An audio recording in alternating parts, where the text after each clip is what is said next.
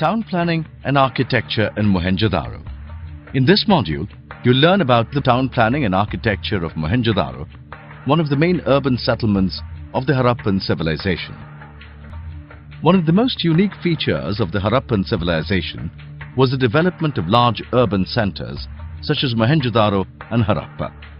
Although Haddpa was the first site to be discovered, Mohenjo-daro became more well known because it was one of the largest urban settlements of the Harappan civilization. Archaeological excavations at Mohenjo-daro reveal that the city of Mohenjo-daro was divided into two sections, the citadel and the lower town. The citadel was smaller but higher, while the lower town was larger but lower. Archaeologists believe that the citadel was a fortified settlement and consisted of some important structures such as the Great Bath and the warehouse, while the lower town consisted of houses and workshops. The warehouse in the citadel area was a massive structure. Archaeological evidence suggests that the lower portion of the warehouse was made of bricks and the upper portion was probably made of wood. The Great Bath in the citadel area was a large rectangular tank which archaeologists believe was meant for special ritual baths. The tank was located inside a courtyard and was surrounded by a corridor on all four sides.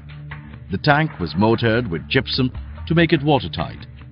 Two-step ways led to the tank, one from the north and another from the south. The tank had bricks in its edges and a huge drain on one side. Most of the houses in the lower town had a central courtyard with rooms surrounding it. The courtyard was probably used for activities such as cooking and weaving during the summers.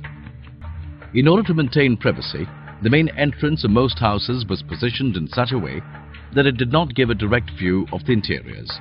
In addition, no windows were present in the walls of the ground level of the houses. Archaeological evidence suggests that the buildings in the citadel in the lower town were built on platforms which acted as foundations for the buildings. These platforms were made of mud bricks that were either sun-dried or baked and were of a standard size.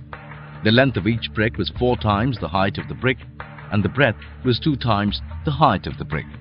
It's very unfortunate that none of the Harappan architecture has completely survived the test of time. All we see today are the ruins of very sophisticated and advanced civilization whose architecture continues to be the center of historical debate for so many, because so much remains unexcavated and unexplored. Let's recall what you've learned. One of the most unique features of the Harappan civilization was the development of large urban centers such as Mohenjo-daro and Haddpa.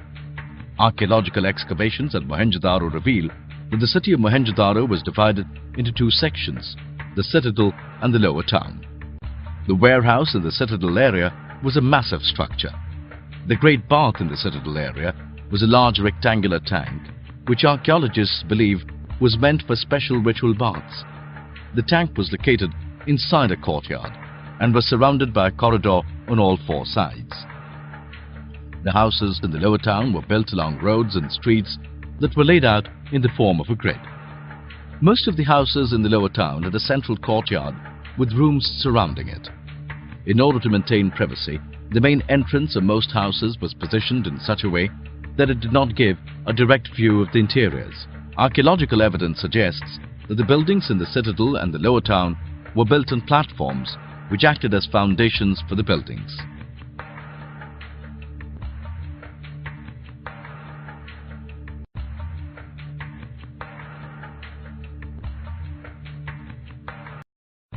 Town planning and architecture in Mohenjo-daro. In this module,